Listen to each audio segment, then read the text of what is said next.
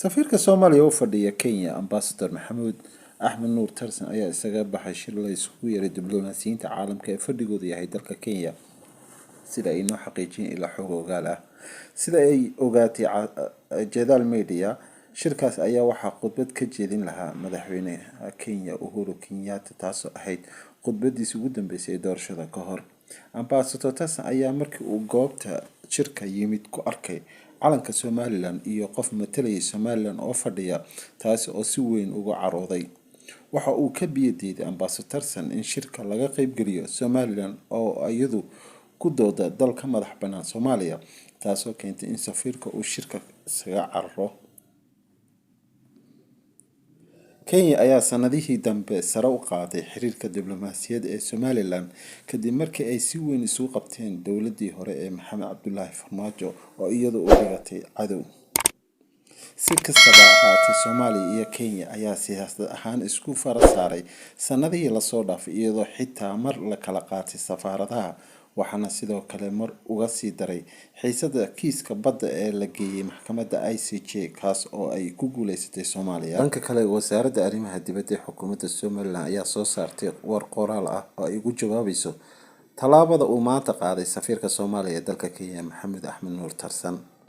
Danjire Tarsan ayaa maanta isaga baxay shir la isugu yeeray diblomaasiyiinta caalamka oo fadhigoodu yahay dalka Kenya, balse Somaliland ayaa qoraalkani ku sheegtay in Danjire Tarsan uu isaga baxay qado sharaf uu Uhuru Kenyatta ku sameeyay jaaliyadda Soomaaliyeed ee dalka Kenya. Dowladda Somaliland waxay ka xun tahay tallaabada uu qaaday safiirka Soomaaliya kaasoo maanta si degdeg ah uga soo baxay qado sharaftii diblomaasiyadeed.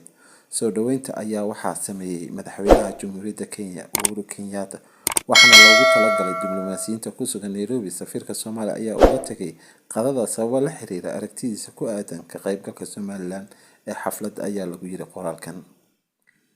Somaliland waxay intaasi ku sii dartay haddaba tani waxay si cad u muujinaysaa nacaybka iyo cadaawadda fog ay Soomaaliya u qabto Jamhuuriyadda Somaliland iyo shacabkeeda. Ugu dambeyntii, qoraalkan ka soo baxay wasaaradda arrimaha dibadda Somaliland waxaa lagu yiri Jamhuuriyadda Somaliland waa dal qaran ah oo madax bannaan, dimuqraadi ah oo ku taamaya inay nabad iyo xasillooni ku noolaadaan wadamada jaarka ah oo ay Soomaaliya ku jirto. Sida ay ogaatay Jadal News, shirkaas oo isaga baxay Danjire Tarsan waxaa khudbad ka jeedin lahaa madaxweyne Kenyatta Uhuru Kenyatta taas oo ahayd khudbadiisii ugu dambeysay ee doorashada dalkaasi ka dhacaysa ka hor.